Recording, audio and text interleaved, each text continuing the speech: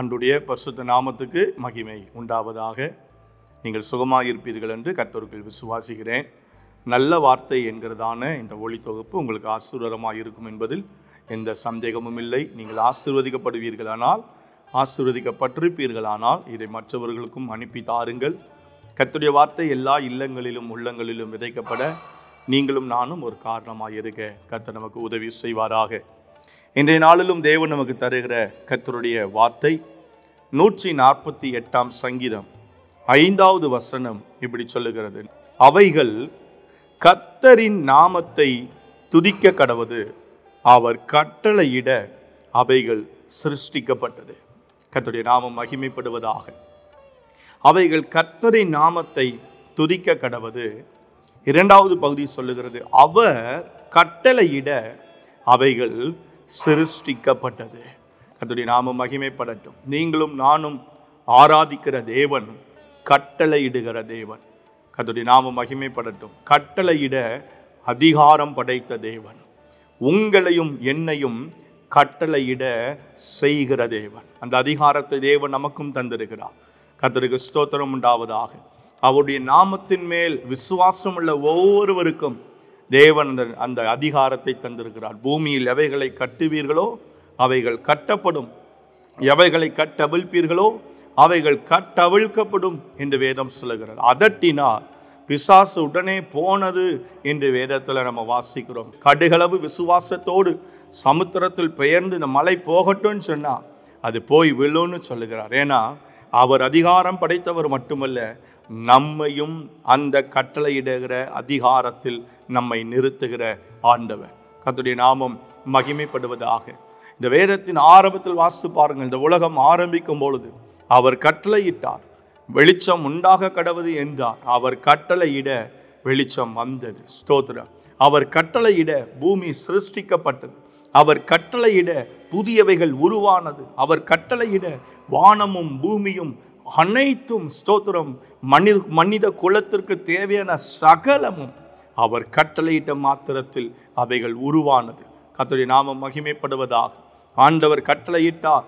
அன்றைக்கு மோசே இஸ்ரவேல் ஜனங்களும் அத்தனை ஆயிரம் ஜனங்களும் சாப்பிடுவதற்கு காடைகள் வனாந்தரத்தில் வந்து குவிந்தது என்று வேதத்தில் வாசிக்கிறோம். பல காரியங்களை நம்ம வேதத்தில் சொல்ல முடியும். அவர் கட்டளையிட்டார். குருட்டு கண்கள் திறந்தது, செவிட்டு காதுகள் திறந்தது, முடவன் எழுந்து அவன் நடந்தான். இயேசுவின் நாமத்தில் அப்போஸ்தலர்கள் அதை செய்தார்கள்.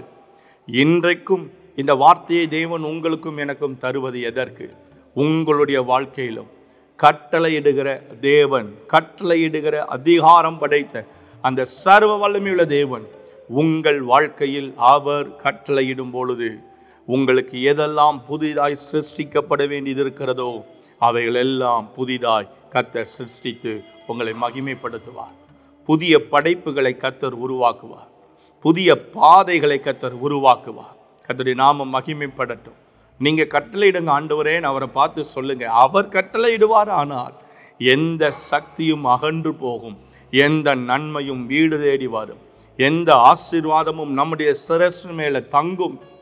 அவர் கட்டளையிடுவார். ஆனால் எந்த பலவீனமும் நம்மிடத்தில் இருக்க முடியாது, எந்த வியாதியும் உங்க வீட்டுக்குள்ள வாசம் பண்ண முடியாது. அவர் கட்டளையிடுவாரானால் எந்த சத்துருவும் உங்கள் வீட்டு சமாதானத்தை கெடுக்க முடியவே முடியாது.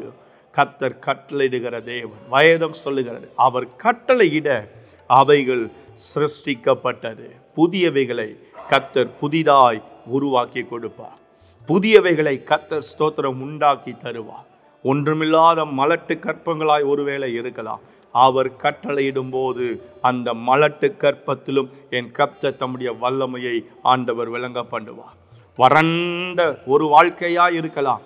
அவர் கட்டளையிடும் போது அந்த வறண்ட வாழ்க்கையிலும் உங்களுக்கு ஒரு நன்மையை கர்த்தர் கட்டளையிடுவார். எப்பொழுது தெரியுமா? வேதம் சொல்லுகிறது, கர்த்தரின் நாமத்தை துதிக்க கடவர்கள்.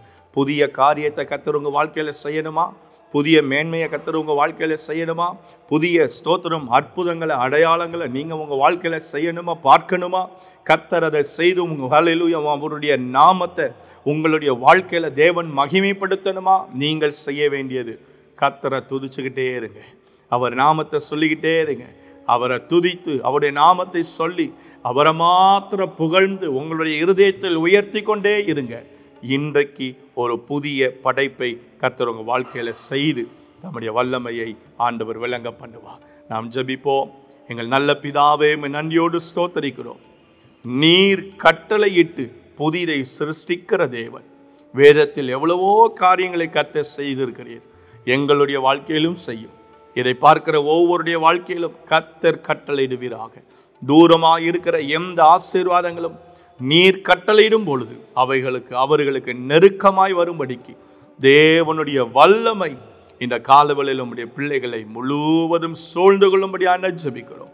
உம்முடைய கரத்தின் வல்லமை மகிமை உம்முடைய பிள்ளைகள் கண்டு ஆண்டவரே உம்மை ஸ்தோத்தரிக்க கர்த்தர் ஹல்லேலூயா உதவி செய்தல்லும். உம்முடைய நாமம் மகிமைப்படட்டும். இயேசுவின் அற்புதமான நாமத்தில் பிதாவே, ஆமென், ஆமென். Have a good day. கர்த்தர் உங்களை ஆசீர்வதிப்பாராக. ஆமென்.